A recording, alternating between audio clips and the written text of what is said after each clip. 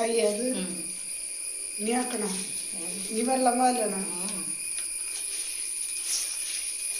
ഇതിൽ വെള്ളം ഉണ്ടല്ലോ ഇത്തിരി. കുഴപ്പമില്ല. എവിടെയാ ഇത്? പേഴ്സൊക്കെ ഒഴിച്ച്